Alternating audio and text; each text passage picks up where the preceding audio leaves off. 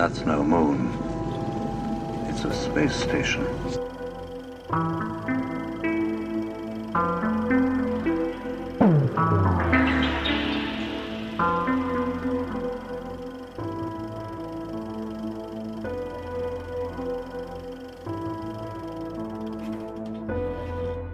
Hey guys, welcome back to the show.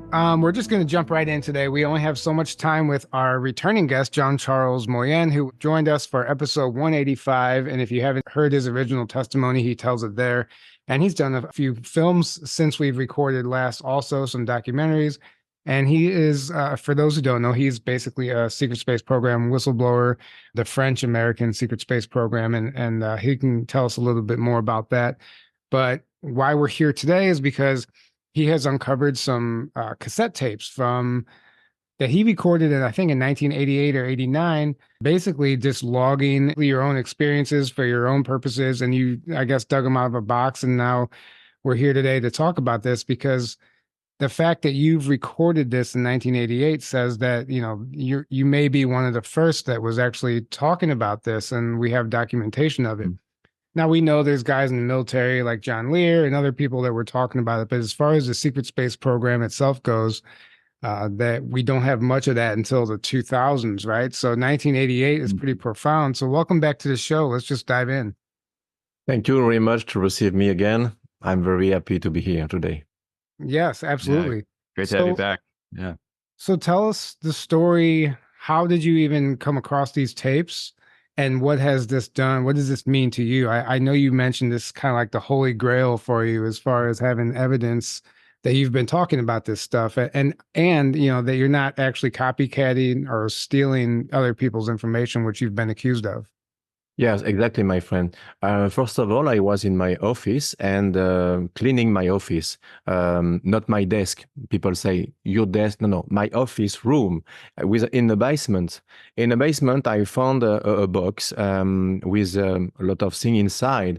And I remember I moved in a different house and different apartments. And I was a problem with water, and the water destroys some memories. So I was very happy to find this bag. And inside this bag, there was two tapes. The first tape was John Charles' memory. And at this moment, I don't remember what I record in this tape. And the second tape is my public broadcast in 1992 in a big radio station in France. And this station received a great ufologist and writer called Jimmy Gueux. It was amazing for me to explain what I live since my childhood until my adult age. And each time I spoke in the radio, I was very be careful what I say, because at this moment it was very dangerous for me to talk. But I say, my name is Jean Charles, and I'm here to explain my life. And I spoke about my treatment about Men in Black in 1992. Imagine, and I explain what I live in my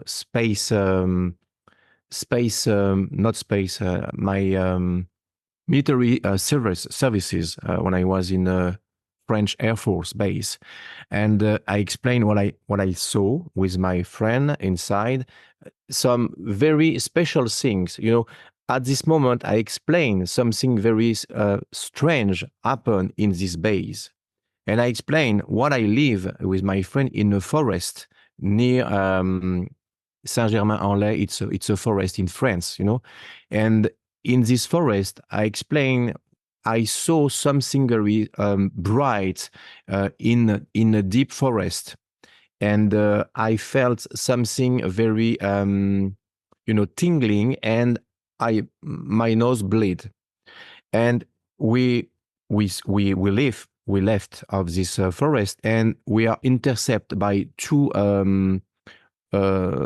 riders. Police riders, I guess it's the right name, riders. Yes. Yeah. And yes. Yeah, cyclists, they were on bike. Yes. Yeah. He looked like a police officer, but you know, he was dressed in black with a big Google glasses, very futuristic for this time. And it was a one-piece yellow Google. And they never talk each other. They just look at him, and they ask us our ID, and they record like this. No word, no sound, like telepathic. It was very weird that these guys appears in the middle of nowhere at these moments when we were in this forest, you know. And he tell me with the vocal like a robotic, you know. It was special. It was not human voice, but maybe I can imagine this. But this is the fact: is the voice was don't look like human voice, the same tone, you know. And each time he look his colleague, and after that, what do you do here? And we invent a story like we are astronomical guys and we look the sky and blah blah blah. And my friend tell to the police officer, to the writer, we my mother have a treatment for a cancer, and she use for the treatment ozone, you know, ozone. And the ozone can smell something very metallic. And the guys, the police, look the other guys and don't tell nothing, give us the paper ID, and they left. And they let us in the middle of the forest. Don't go to your car and blah, blah, blah. No, they disappear like a magic.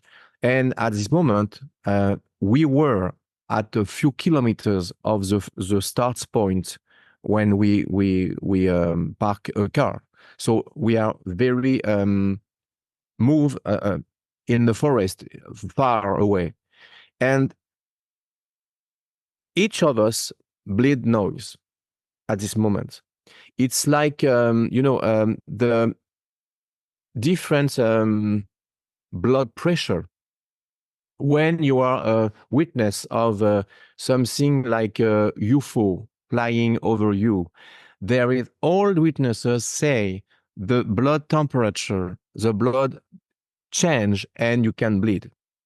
Okay, so the next day on the radio or TV, I don't remember, I heard someone take a walk with his dog, have testimony there is something flying into the forest like a UFO. And so we were don't imagine this, you know. It was really observation of UFO in this forest by another person at the same time. But I discovered there is many weeks by my friend Kevin, he's an investigator. Imagine in this forest, there are base, military base inside. So imagine these guys was sent to intercept us because we are too close of something they don't want to show or discover. Okay, so in this broadcast, I explain my meeting with these guys, like Men in Black with the Google glasses, and what I live and my treatment by the Men in Black, you know. And this tape is dating at 1992.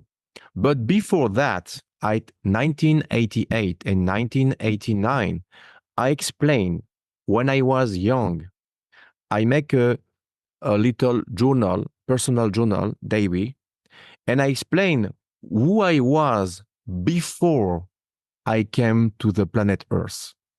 So that's weird. Yeah. So I have some questions, and it's very fascinating. Yeah.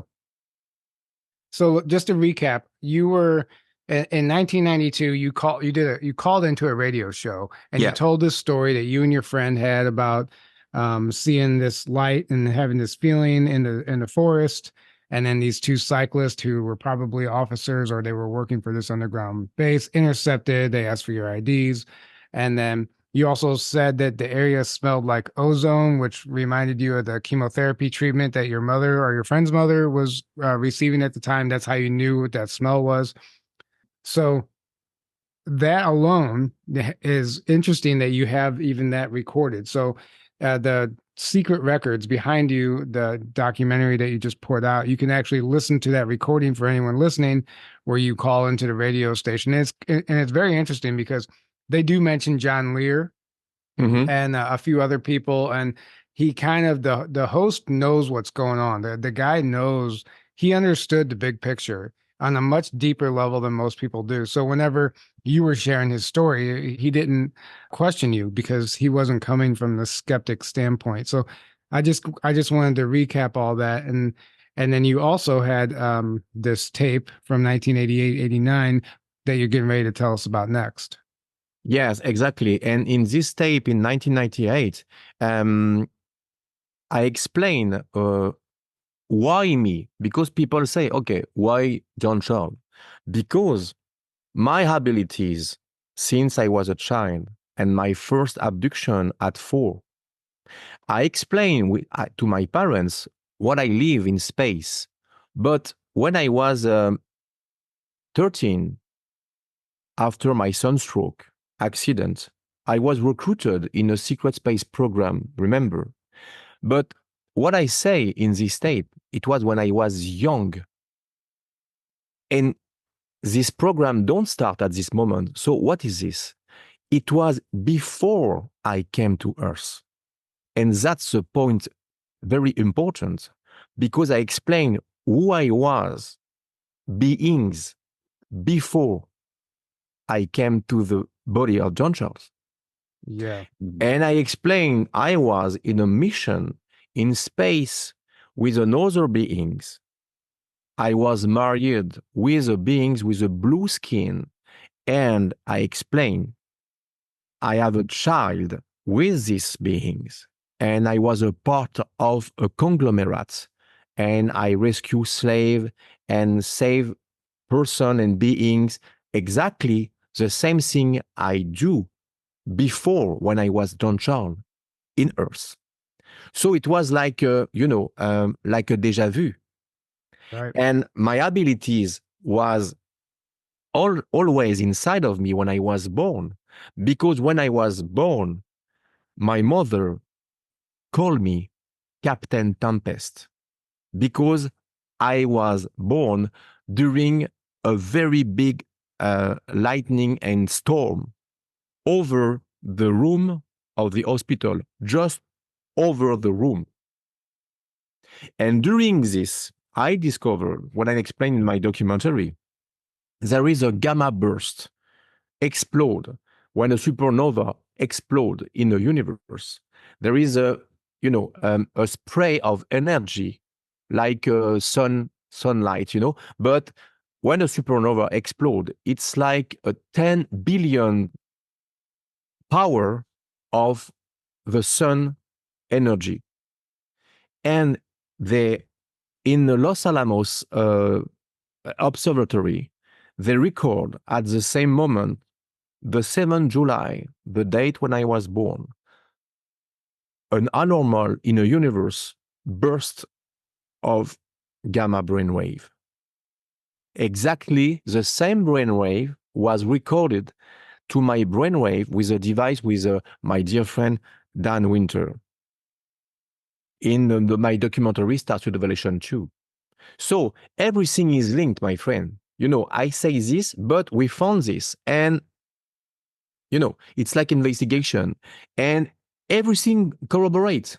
Right. And the next jump of gamma burst was recorded when I was abducted at 4 in 1973 to the computer in this Los Alamos. So twice is not a chance. So when I was in the body of this extraterrestrial called Luca. Now this was before Earth. Yes, before Earth. I have the green skin and the red eyes, no hair, and I was a part of a conglomerate, and I save and I rescue slavery from Draco reptilian and other beings, and I was very, very busy, but I was in a force, a space force, but extraterrestrial, and I work with a lot of beings, different beings. And it's very interesting that I have this memory at this moment because now, when I spoke about my secret service, this is the reason why I was recruited, because these people have a technology and advance, and they know who I was before. Mm-hmm. This is the explanation. Why me? I'm not pretentious. Okay, it's important to clarify. So people say, "Oh, why him? Why him?" This is the explanation. Why me?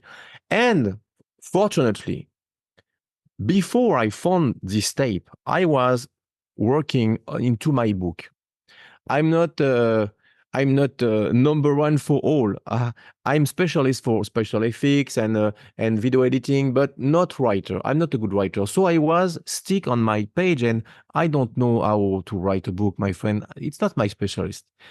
And I say to myself, I want to sing in a universe. Help me, because I don't know how can I write this.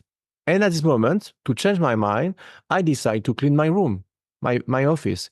And I found this tape. And at this moment, I realized, oh my God, you want to sing? You have a sing. This is universe. Send me this message. This time is the great moment to disclose what you found. And I remember there is a many, many, many decades when I was with Jimmy Gueux.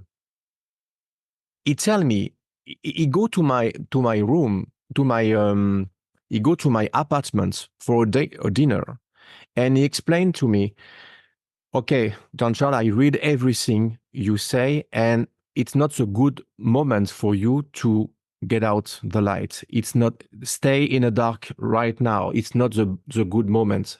This is the radio show host you're talking about? Exactly. Okay.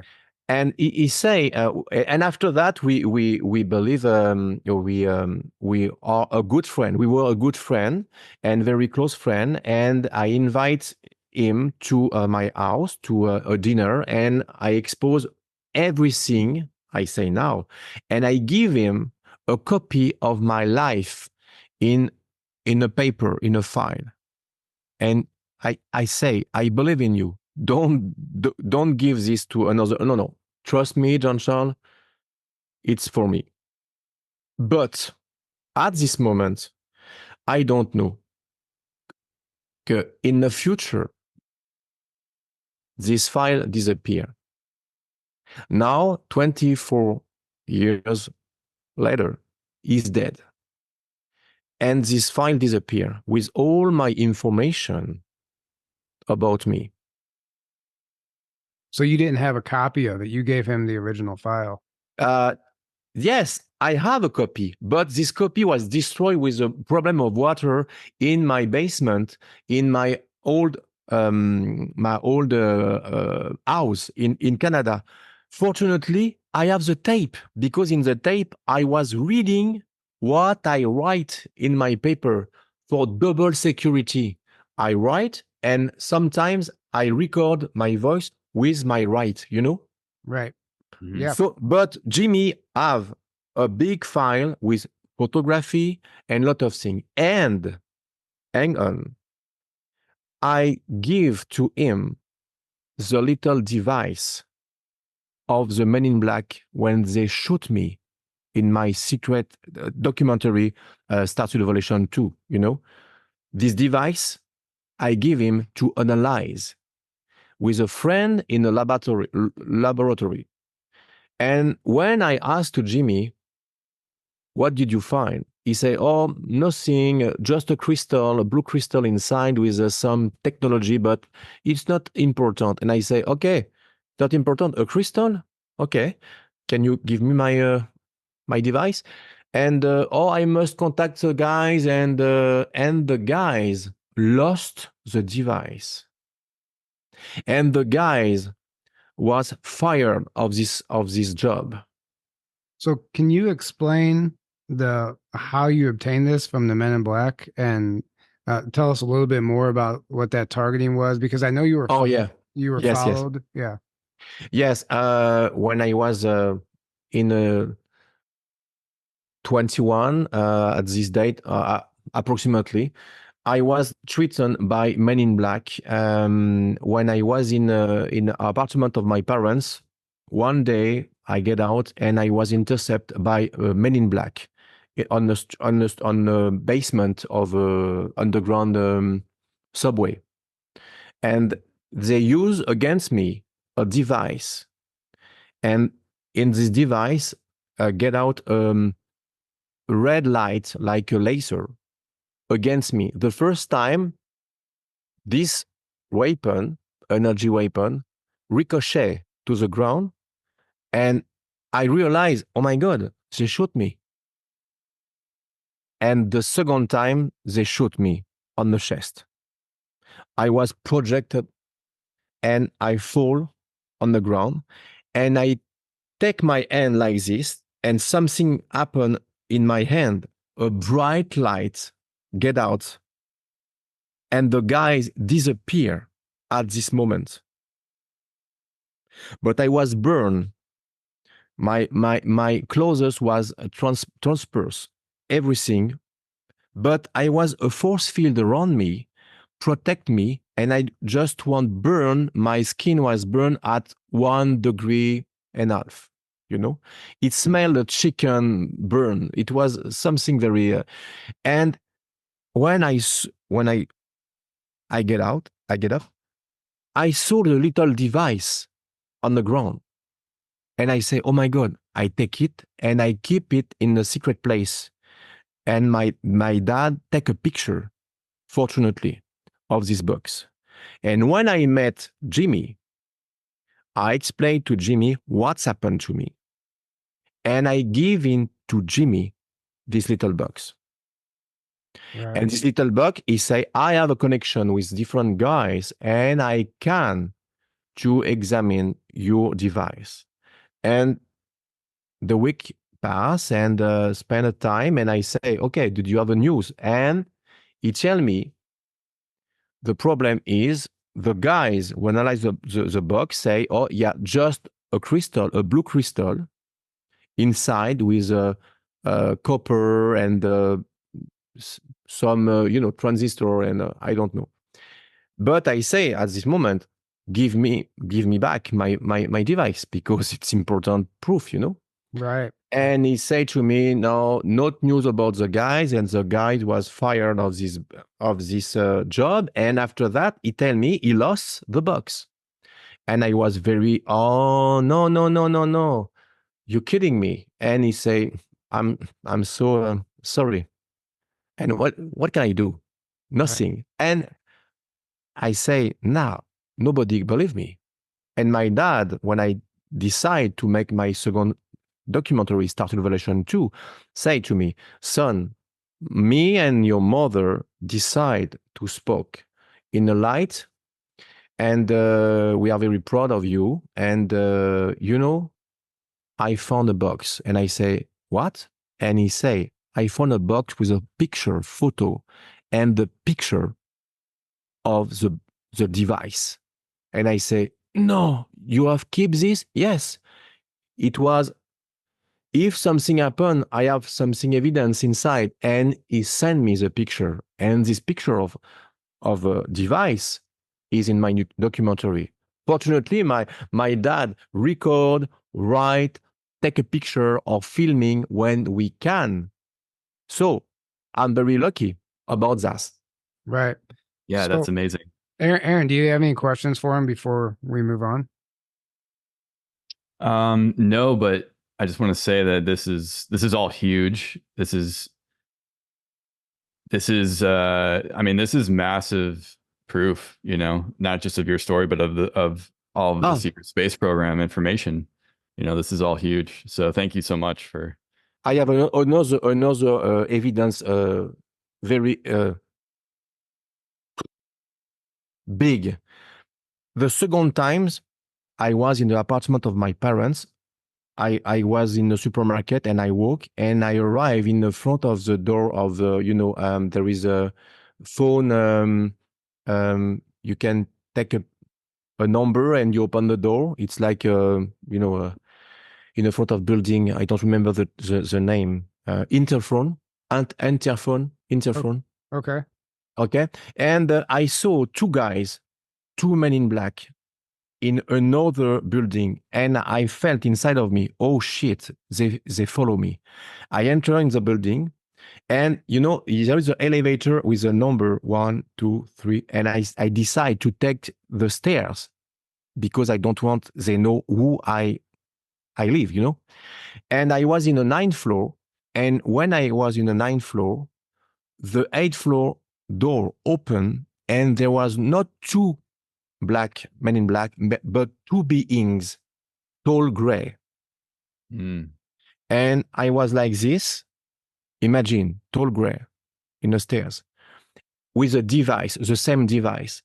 They use it against me, but at this moment, before the door opened in my back, I felt my hand was very, very hot. And I say, okay, it starts. My protection is engaged. And at this moment, when he push the button, the first ray ricochet to the metal bar of the stairs, like this. And I take my hand like this, and they disappear in a fairy dust, like this. Remember, the metal bar of the stair was melt, literally melt. 35 years later, when I start to shooting my documentary Starseed Revelation, I call a friend called Chris Essen. He is a scientist. And I say, I trust in you. I have something to ask you, very important. I give you the address of my parents' apartment in France. Could you go to this place? I give you instruction in a Zoom camera, in a Skype, okay? He go to this place and go live. I was in Montreal, Canada, and at the same moment, he was in the stairs in the 9th floor and explain everything he saw. I saw the impact. 36 years later, it was at the same place. The metal bar was melt. He analyzed this and tell me the power used against this metal was equal to 21 kilowatts of power to melt this metal. It's impossible, So it was a huge evidence. Something happened real in this 3D, not in my mind or I remember something. No. It's real. When something happened to me, it's real with witnesses, with scientific proof, with evidence, with a lot of people who was around me. You can leave something strange in your life once, 2, 3. But when you are surrounded by a lot of thousand, hundred, what do you want? Experience, you can stay alone. My parents was there. My best friend was there. When the Men in Black came to my job and threatened me, my best friend was there. And he testimony in my movie, say, I remember I was close to John Charles. These guys know him and know his abilities. So it wasn't imagination or something. No. I swear I was close to John Charles, and this guy tell to John Charles, do you want to work for them? Wow. So did you ever get a close-up look at these men in black? Did they look human? Or were they like kind of weird looking? They look human. The first time it was like agent, human agent, but the second time it looked like, the face was very white. The hair was like, false hair, like, you know, uh, Like you a know, wig? exactly, and no brows. No eyebrows. Yeah, no eyebrows, and each time there was glasses, black glasses. Maybe it was to protect his eyes. Maybe I don't know, but it was characteristic. And they use Bentley or Jaguar with tint glasses. It looked like a movie, yeah. It's weird because when I was with my parents and when we were chased on the highway in Paris, and my dad drive very quickly. It was, you can't forget this. And my parents live together again at 82, and they remember like yesterday. Wow. Yeah. So, I mean, this is all fascinating. And I think that, like Aaron said, it's so important that you have this stuff documented, the evidence. So many people share stories. Like you said, it was just a dream or a memory. But Mhm. when we have something tangible to grab onto, that's going to go a long way, especially moving forward when people want to see something. So I think that's all fascinating. But going back to your time in the French Air Force on that military base you were staying on, you mentioned seeing some stuff and you kind of briefly talked about it, but you didn't go into detail. What did you see on that base that gave you pause, that made you realize something else was going on? Yeah, I see different things. The first thing was a big triangle UFO, like football, soccer. It was very, and no sound, just fly like this. It was a huge, and it was in Easter holiday because I remember we me and the guys stay in the base on the base because we don't have a good cleaning room, and the punition was you stay there, no permission. So me and the guys will stay in the room, and there is no flying helicopter, or it's a vacancy. Nobody works at this moment in Easter for France. And this night we saw with the guys this big triangle, black triangle, flying over the base. And the next day we asked to superior, sorry, yesterday there was something strange, and no something strange. Nobody work. Excuse me, but no question. And I say, but it's not your business. I say, don't insist. If you insist, you go to the prison, okay? And every guys and me shot, So just was curious. And the other time, I saw with the guys something very strange. They bring look like human in a dead bag for dead people inside the black bag with the Right. Yeah. okay A body bag. Yeah. a body bag, yeah, 3 or 4 times. And I remember at this moment some guys disappear strangely, and oh no, they left or they abandoned the training, because I was in a commando parachutist and it was very very hard to training, okay? So maybe, but when I saw this with the guys, we shared this information and we were afraid. And what is this? The guy, he's not alive, he's in a body bag. No explanation about that. And our superior tell, we don't have a secret weapon here. We are something beyond your imagination of human inside this base and of the subject, okay? And I was going, oh, tell this. We have something beyond the human imagination. What do you mean by this? It's not a futuristic armament or a weapon. No, no, no, no. Not weapon, but something beyond the human. Don't, when you tell this word precisely, beyond the human imagination, what do you think? I think Stargate or Portal, but I mean, at that time, what year was this? I can say my results.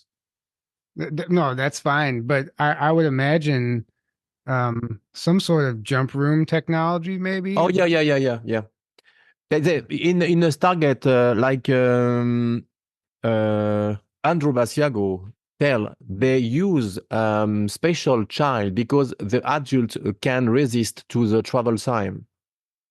And I was a special because first of all, when I was young and I bleed in my nose, it wasn't red, it was green, bright green, and it was a lot of dust and spot over my pillow, and my mother cleaning my I'm a kid, so she cleaned my bed, and it was very problematic because you can say to a doctor, my boy, my son bleed, okay, it's okay, but it's green, they take me, and I disappear. So it was secret, maybe it was a solution intravenous in my arm because I was in a space or something else, and my blood changed the color. I don't know, but I remember this. So I was very special. And Andrew Basiago say the child was used because only child can travel without a problem of health. Right. Mm-hmm. This is what yeah. okay. You said that. Yeah. So you think something like that was going on at the base you were stationed at?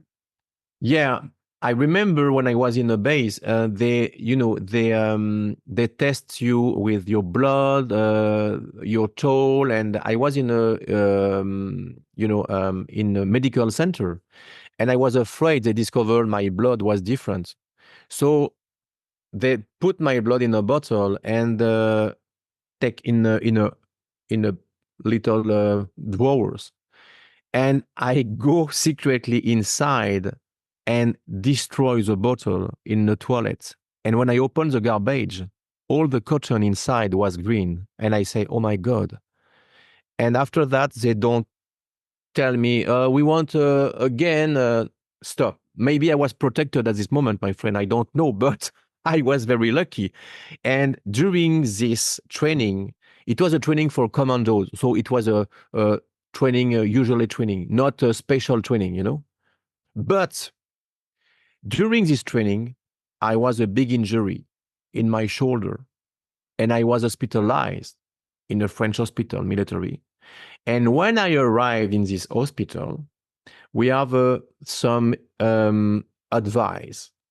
Don't speak with these guys in this department because it's this psychiatric department and this guy is crazy. Don't talk to him. And I say, okay, I want to talk to him because I want to know what they say. And they explain something weird. Each night, they saw military put military guys on a stretcher and go down to the basement. And in the basement, the elevator open and someone receive the guy on the stretcher. But it wasn't a human. It was a tall reptilian beings in the basement of the hospital. And I say, okay, I want to check myself, So I go and I was in the front of guard and the guys, what do you do here? And I say, oh, sorry, it's a wrong floor. I'm lying. So I go to my room. The next day, I go down again because I want to know. And I see the same thing. Stretcher, the guy, the elevator. But this time, he wasn't a tall reptilian. It was a tall gray. Wow. And when I go to my room, I cross the doctor and I say, sorry, I have a question. Yeah. Where are the guys of the psychiatric? Why you ask me? Because I don't see today and I want to know, it's not your business. And I say, but no, it's just a question. No, it's not your business. Do you understand me? It's not your business. If you continue, I write a report. And go to this medical center because you are treatment for your shoulder. And I say, okay, no problem. And the guy disappeared. I never saw these guys again after. I go to my treatment and they use a new medical treatment with a new device called Excalibur. It was a treatment with infrared to reduce my painful and accelerate my healing of my muscle. And he forgets me into the device and burned me to the second degree. My skin was burned and it was painful. So they use a morphine for the pain. And in the night, they came to my room. I was dizzy because it was a lot of medicine inside, you know. And they go down in the basement with me. I was on a stretcher and I felt a tingling, a sting in my neck. And like, powerful. And I was, oh, no pain. It was very strange, you know. And I was down of the stretcher and there is a little table and a woman say to me, put your hand on this little box. I take my hand, it was like a neon, like a photocopy, and she tell me, it's your DNA signature. And she tell me, go to this light. She have a portal, you know, a portal. Mm-hmm. I go inside and something happened inside these portals because now I feel, now it's me, I was intercepted by another thing during my travel through the time, through the portals, you know, maybe something can take this frequency and because it was a good person, bring me into another room and I was in a secret space program to begin my training. When I was young, at 13, it began my training when I was a child. After that, I grew. And after that, I was, the final mission was adult age when I was in a secret space program adult. You know, it was in 2 parts. Mm. Right. Yeah. Yeah, that's incredible. And you might have already said this and maybe you didn't, but what military base was this? Or do you not want to disclose that? No, I can't, my friend. Okay. I never can tell this. I say it's for my safety, for me, for my family. And each time I can say. Okay. No, I respect that. It makes sense. So in your documentary, you mentioned parallel universes and planets having the same name in parallel universes, but looking different. And I find this in particular, this is a very fascinating topic to me, just because I truly believe in this. And I know there's a reality to this. And I think even aspects of the secret space program take place in parallel universes or other dimensions, other timelines. Maybe you can explain how you discovered this information and what you know about it. You know, the interesting thing with my documentary is not to explain I am the first to spoke. It's a key. It's a trigger for a lot of person. They believe I'm crazy or blah, blah, blah. I explain inside the reincarnation of a star seed in a body here.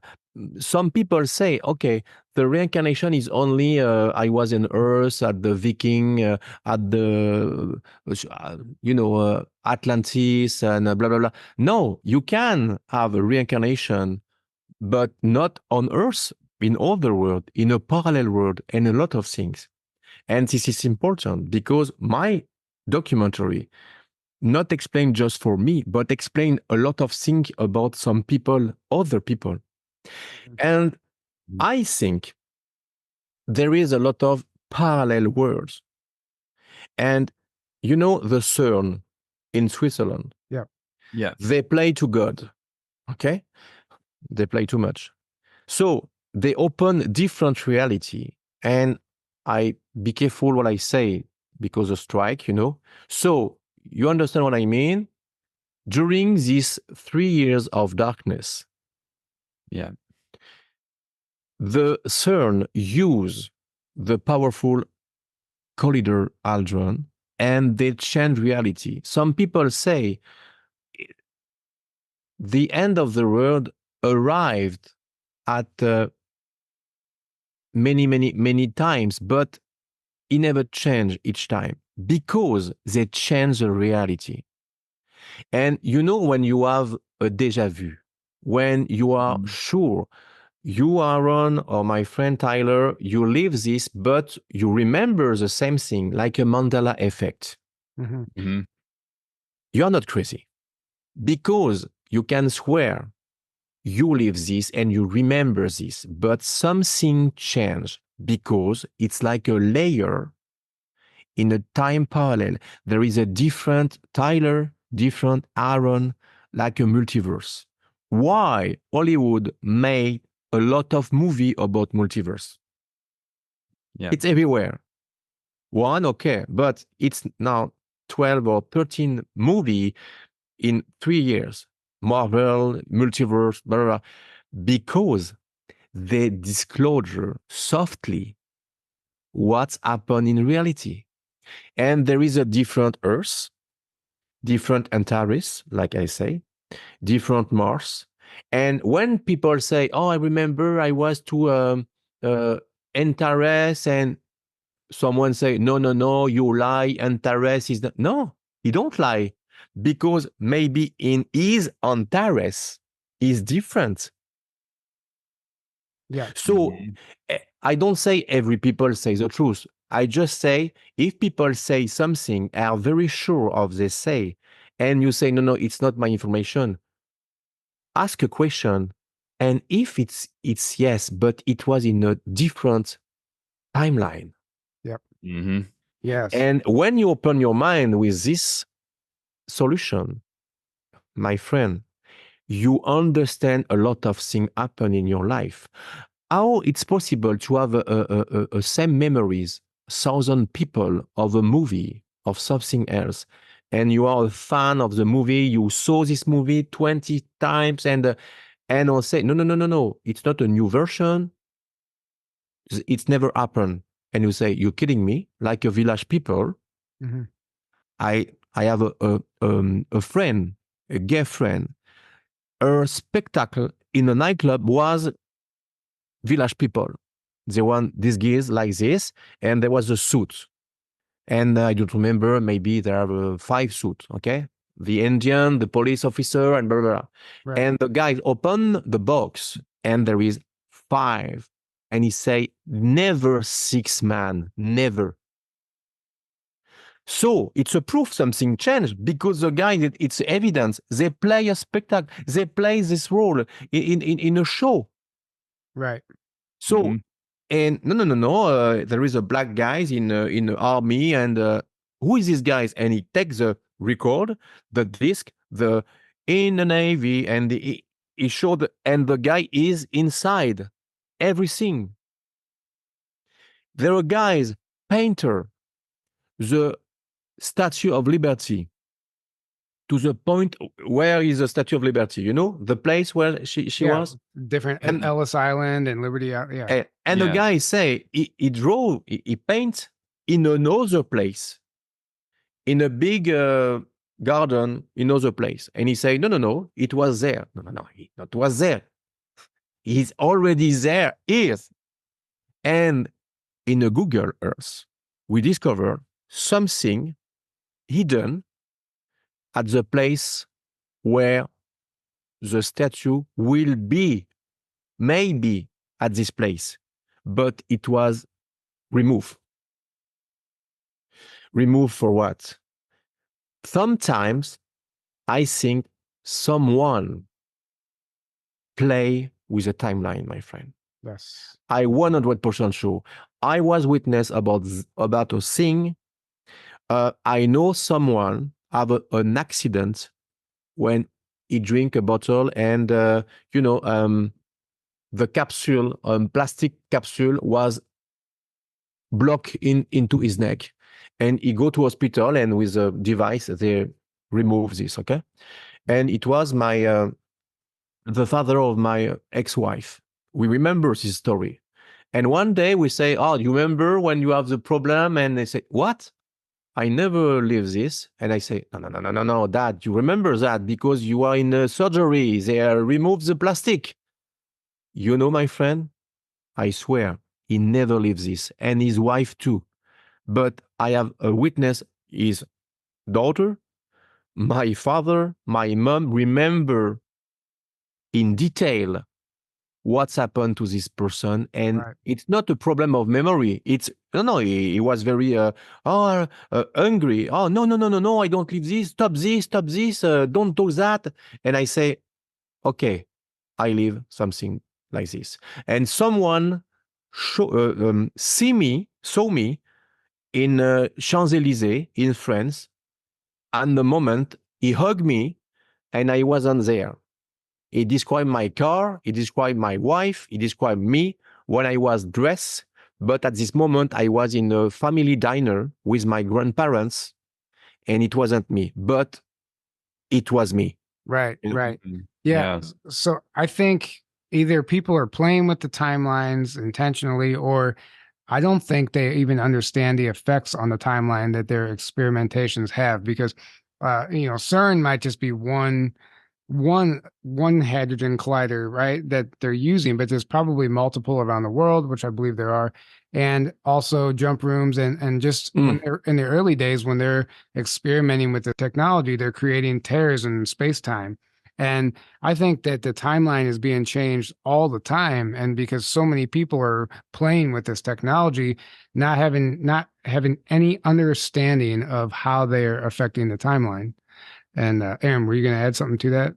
Yeah, I think the answer, like almost always, is all of the above. There's a lot going on right now, and I think you're absolutely right. I think there are people messing with the timeline. I think CERN's a part of it, probably. I think Tyler, what you said, which is disclosed in the Sands of Time books by Sean David Morton, where and other places where they're going back in time and messing with things and tearing holes in the space-time continuum and doing all kinds of stuff. That's messing with the timeline. But I also think there's an organic merging of timelines happening right now because we're at the end of a cycle, and this the raising of frequency of the solar system is happening right now, the ascension, whatever you want to call it. I think that's having an effect on the timeline, and that's kind of like merging timelines along with all this other stuff. I think it's all going on, and that's why I think the Mandela effect is so crazy right now, because it's like in the last like 15 years, because before that, the Mandela effect has been around a lot longer than that. And there's people that report even going back to like the 70s experiencing Mandela effects, but nowhere near to the level in the last 15 years. And I think that's because everything's kind of ramping up in that time, especially like in the last 5 years or so. So Right. and I know I've had my own personal Mandela effects. I know, Tyler, you've had yours. I know other people that have had personal ones. Tyler and I have a mutual friend actually who I hope she's okay with me saying this, but James Bond, the movie James Bond with the Moonraker, with the ring into the teeth of the blonde girl. I remember it was one my best movie when I was young, and I remember she has this, and now she never had this device, so it's crazy. Oh yeah, there's so many, and I keep discovering new ones all the time, and I'm like, what? But what I was gonna say is we have a friend who claims she experienced the same year. She claims she already experienced this year up to July, and then her consciousness went back a year Mm-hmm. 2023, and now she's like reliving the whole last year again. Right. That which is Insane. I think. right. Yeah, the important She's thing adamant. is the time is different in space. You can disappear in Earth's time really 1 hour here. Don't so you when I disappear in front of my parents, they spend 1 hour to search me. But in space, it can equal to 10 years. Yeah. Right. Yeah. And people don't understand, well, he disappeared 10 years and the parents are not afraid. No, no, no, no. For my parents, it's really 1 hour, really Yeah. 1 hour. But Up there. up there, it's not the same time. Right. Right. So I think the important message here is that there's multiple timelines going on, and a lot of these secret space programs can happen on different timelines. And when people share their testimony, they might be talking about Mars from the third dimension. Somebody else might be talking about Mars from the fifth dimension or whatever. And both could be true. And, there obviously, like you said, that doesn't mean that everybody's telling the truth, but we have to start asking these questions and understanding that it's far more complex than we can even comprehend at this point. So, right. is there anything else that you would like to share as far as that goes? And I know we're running out of time, but I have a couple other questions if Oh, yeah, go ahead. you have time. Eh, So the gamma ray burst whenever you were born, you talked about having your mom, I guess, giving birth to you on another planet, right? It was, yeah, exactly. Yes, exactly. And- Thank you for the link. Yeah. Yeah. So can you explain that? Because I find that very interesting. And I know it's confusing, but at the same time, it makes Yes. sense to me. Yes. When I was before I came to Earth in the body of Luca, he was the green skin with the red eyes. I was a part of Ontarian and Ultimian beings. My mom was Ultimian and my dad was Ontarian. They have a baby, me, but to the pregnancy, it's only 3 months. And when the day come, the day important for the birth come, there is a lightning like a fairy tale in over the belly of the mother. And my mother, when I was Luca in my past life, extraterrestrial, was in a crystal cavern on Antares, because in Antares there is a lot of crystal outside, and she was there at this moment.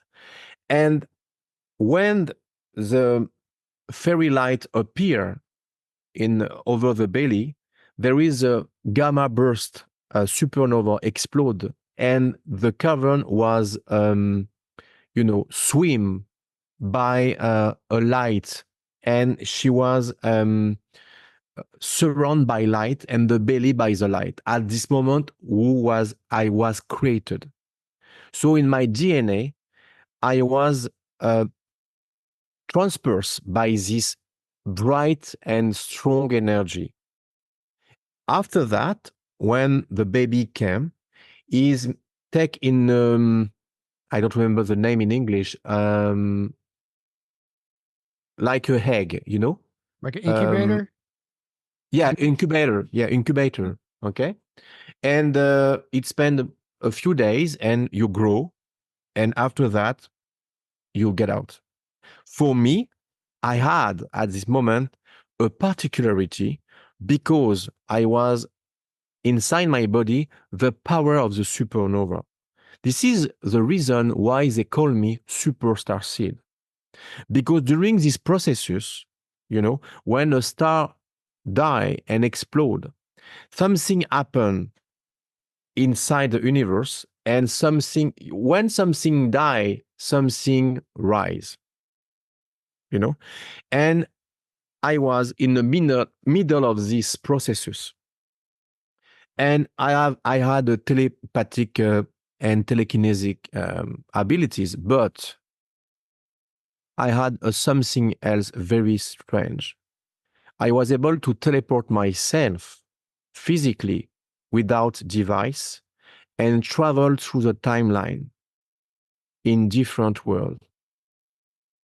So I was yes, you were able to physically teleport without yes, a device. Okay. physically without a device. And I jump into John Charles' body. This is what I had when I was young, the teleportation. I can explain in little word for people follow us now. When I was young, I was on a school during an exam, and I decide to go to the toilet, and I raise my hand. Nobody asked me, nobody answered me, sorry, and every people was frozen. I go to the toilet. I'm a kid, okay? We are in the 4th floor, no windows, just a door. I close the door in my back, and so my head turn. I feel tingling, and I lost consciousness 1 second. Very, very, very, very quick. When I opened my eyes, I was in the dark. So I searched the button. I opened the button. I was in the toilet, but not the toilet of the school. I was in a few kilometers of the school. I was in the toilet of the apartment of my parents. Okay. And when my mom get out get into the apartment, I explained what's happened. And she was, she know that his son is special. So she take the phone and must lie to the director and say I was sick and blah, blah, blah. She invents something. But they call the guardian of the building, the locksmith. They open the door of the toilet. No John Charles inside. No issue. No get out possible. We are in the 4th floor. All my stuff was stay on my desk. My coat, my ID, my keys, everything. I live in Paris in a building in the 9th floor. So this was really teleportation. And the characteristic of my energy was the same as Luca. And during my birth in Earth, I was the same thing, gamma burst again. Everything is linked. This is the explanation why I have this, because I had this baggage abilities before, and I keep this inside of me. Right. In real 3D, real. It's not like people say, it's not astral travel. It's not a decorporation. It's real. Because when I was young and I dream, I was in the Bahamas. When I wake up and I was 6 or 7, I was in my pajamas and I was tan on my face and I was white sand in the bottom of my bed and white sand between my toes. And my parents' testimony of that. So it's not a dream because I bring something. In your dream, you can bring something. You have a lot of memories and wow, you feel, it's like a real, but it's really accurate because I bring something. So nobody can explain this. And during my brainwave test with the device of my friend Dan Winter, he discovered when I'm concentrate about the same state I was when I was young and I teleport myself, my brainwave explode on the screen and he get out of the charts. And he never seen that before in his life in 51 years of research of the gamma brainwave humans. Wow. So again, a proof, scientific proof, gamma brainwave, gamma brainwave. Wow. That's wild. And did you lose this ability as an adult? Was it only happening while you were a child? The ability of what? Of teleportation? Teleport, yeah. No, it's different now. I can stay like this and project myself. I don't know what's happening at this moment because I'm staying here, but people saw me on other place and remember me.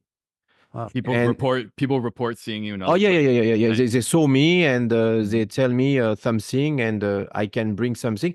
When I was under the Sphinx when I was young. And I discovered some gallery and a spaceship under the Sphinx. Mhm. I write this, I was 7 or 8 in my little journal. And there is 1 year or 2 years, they discovered something very special, gallery, secret, under the Sphinx. So I was really here. You know, when I wake up with the sand, or I wake up with my pants was wet, or, and the best thing happened when my dad tell me, okay, son, if you can travel like this, maybe you can test something more for. And I say, what do you want to tell me? And he say, another world, another planet. You know, I'm a kid. When you are a kid, my friend, everything is possible, okay? This is Yeah. important. If you keep your soul kid, you can do everything. And I say, okay.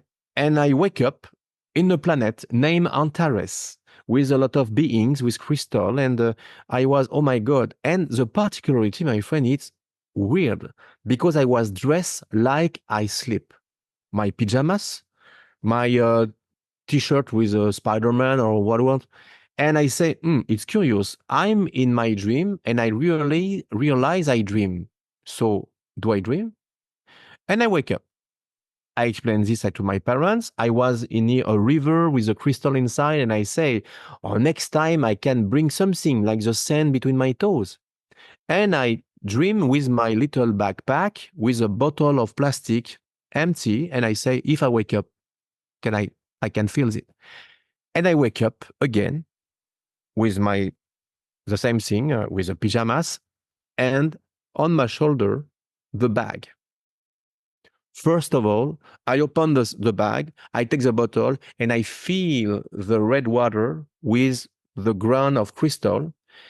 I close the bottle, and I continue my journey. And I say hello to feline beings and a lot of beings, and I wake up.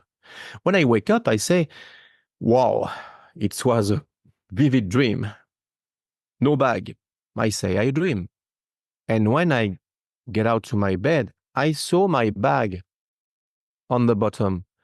I take my bag, I shake my bag, and I heard flock, flock. And I say, no, no. I open the bag. Inside, there was a bottle with a red water and the crystal inside. And I say, okay, I succeed. I go to the kitchen and I say to my parents, tonight I was there. And my dad and mom say, yeah, son, okay. Okay. And I say, look, and I put the bottle on the table, and my dad and my mom was, I'm a kid.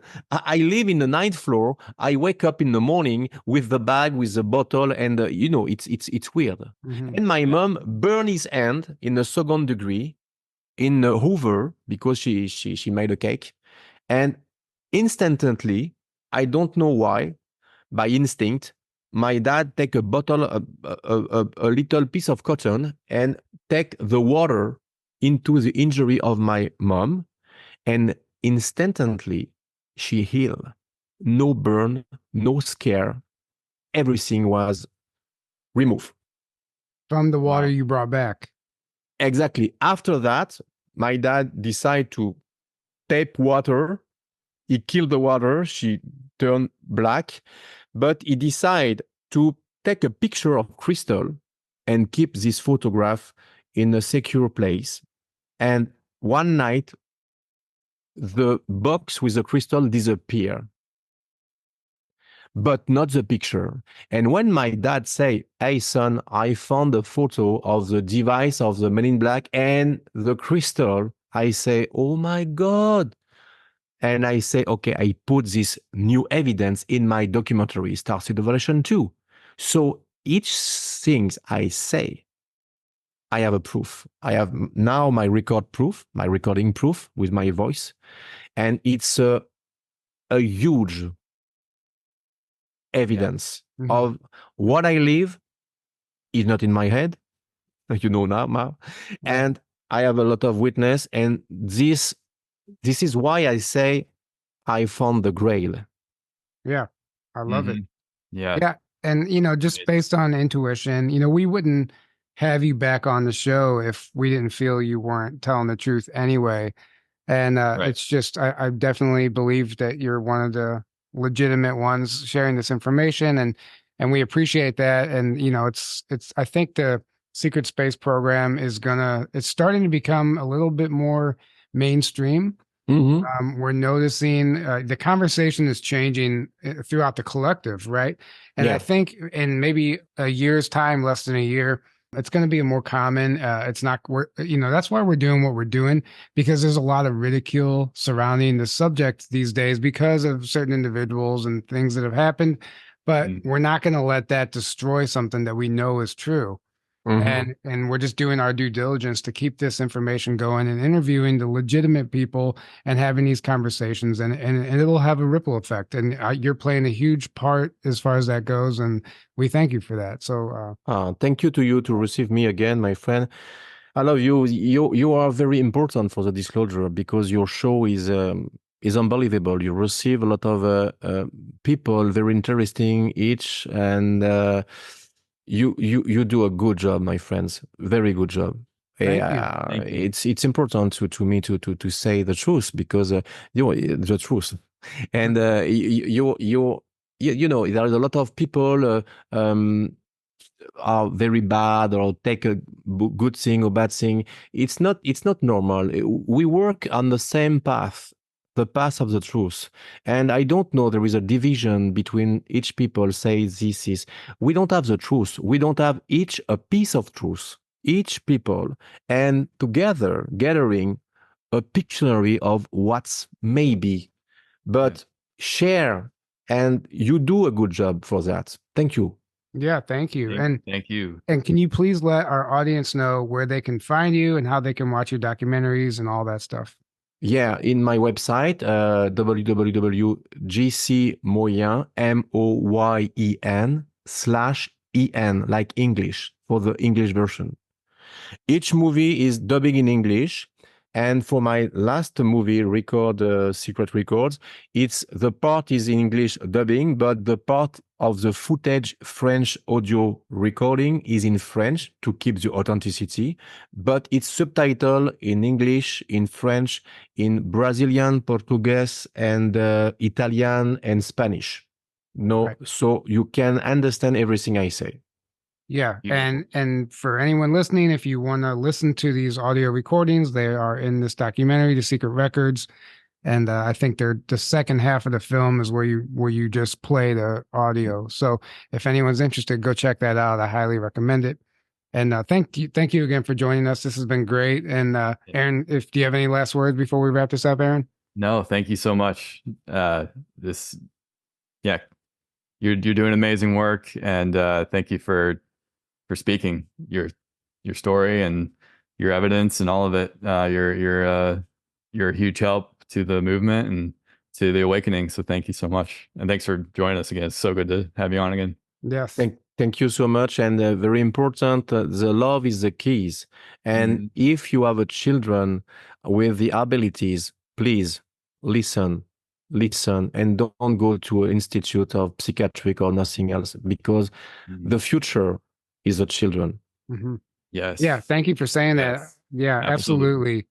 Honor what the children are saying and believe them, Yeah. I mean, I guess kids could make stuff up, but I mean, honestly, most of the time they're sharing what they're experiencing, and love is the key. I agree with that 100%. And that is the way forward. So thanks again. And for anyone who wants to hear more from John Charles, we had him on episode 185, so you can go check that out where he tells his full story. So this has been great. Thank you so much. And until next time, everybody, have a great evening. We love you. Good night. Thank you. What happens when water is exposed to EMF, or wireless radiation? Here's something you may not know. Water is conscious, and it responds vibrationally to whatever it is exposed to. At Omnia, we've done an experiment where we froze and photographed 3 samples of water. Water which was not exposed to EMF radiation, the baseline, looked like this. Water which was exposed to an EMF field, a 5G radiation field in fact, looked like this. And water which was exposed to EMF that is balanced by the OMNIA radiation balancer looked like this. See the difference? Remember, your body is 70% water. And here's a special offer for the Journey to Truth crowd. Just enter the word TRUTH in caps at the checkout for your 10% discount.